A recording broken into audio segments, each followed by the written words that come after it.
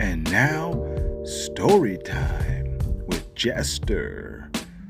Tiny Tales from the Sufis, a book of 200 100-word stories by Laura Gibbs. Chapter 5, The Sound of Joseph's Cup.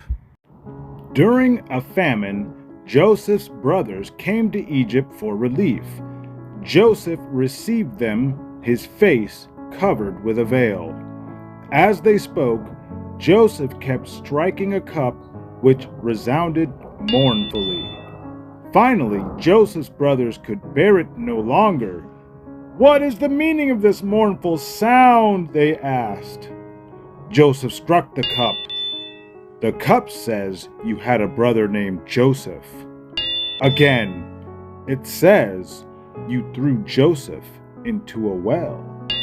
"Again, you sold him into slavery."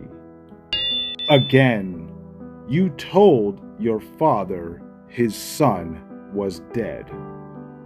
Joseph's brothers all wept and were afraid.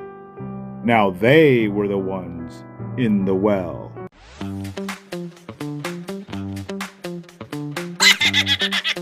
And I hope you enjoyed our little story, folks. As always, be well on your journey.